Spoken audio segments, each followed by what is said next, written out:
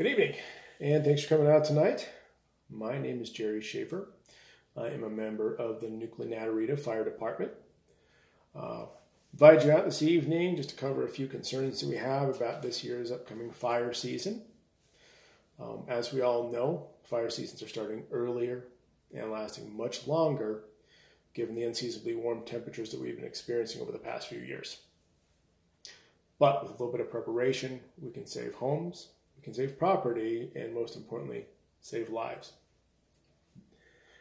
Jumping right in, we're going to concentrate on what we call defensible space, which is just what the name implies. It's the area around your home that we can easily defend from wildfire. The main ways that we do this is by choosing fire-resistant vegetation and landscaping, clearing fuels from around the home, and keeping safe distances of trees and other large combustibles. Now, we have 3 different zones we're going to call the zone defense, starting in zone 1, which is moved from the exterior walls out approximately 30 feet. Within this area, we want to survey it, make sure that we remove all combustible materials, or treat those combustible materials such as decking, patio furniture, and so on that we use right next to our home. Also, we do recommend if the patio furniture or umbrellas, things of that nature are not being used, just move them away from the home, and then when it's time, you can bring them back up. We also recommend using fire retardant vegetation, something that's drought resistant, low maintenance, something that will maintain its water even in times of low rain or low water source. Some of the vegetation I want you to stay away from.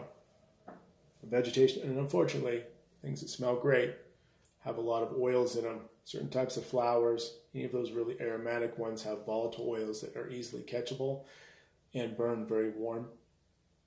Plants that have waxy or fuzzy leaves. Plants that have thin leaves, narrow or like pine needles on a conifer. In place of those, again, look for native, non-invasive species that are drought resistant, or possibly consider xeriscaping around your home using gravel, flagstone, or other materials that aren't combustible at all. Secondly, within that zone, I want you to scan your roof. This is a great place for branches to fall, twigs, leaves get caught in your rain gutter. That's a great place for a fire to start, and it's right against your roof, which can devastate a home very quickly if it catches. Moving out from there, we got zone 2. Again, that's between that 30-foot, 50-foot mark is where zone 2 starts. This is where you want to move things.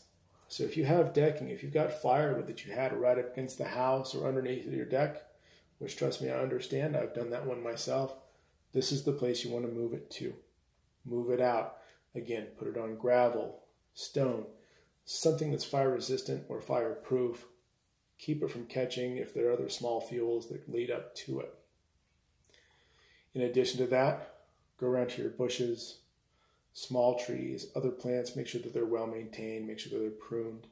Clear away any dead pieces, any dead branches and so on. Keep your grasses cut short.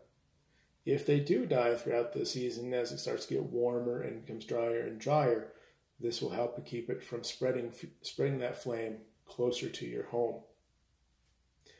From there, we're moving out to zone 3. At this distance, it doesn't require quite as much maintenance, but again, this is where you want to survey those things you may not normally think about. Dead trees, stumps, maybe any kind of deadfall that you had planted out there that you'd gotten rid of that was closer to the home earlier. These are things you want to clear away. Again, if you can, cut that grass, plant some vegetation that is fire resistant, something native and low maintenance.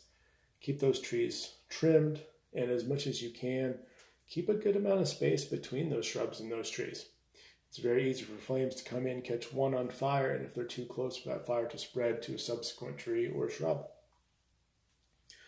Those are the 3 main zones that we concentrate on. And on top of that, when we drive around during pre-incident planning, we like to pick winners. Winners is a house with a good defensible space. Unfortunately, we don't have the resources to put a fire engine or a fire crew at each house. So when we drive through and we see a house, it's got good defensible space, minimal fuels around the house, we mark that down as a winner. And in the event of a fire, that's where we're most likely to put our resources, because that house has the best chance of surviving wildfire. So to recap, follow these steps. You're going to have the best odds of keeping your home safe, keeping yourself safe. We've told you how to make your house a winner. Start by doing that. Keep your defensible space clean. Use your zone defense. Keep your vegetation pruned. Keep those fuels away from the home.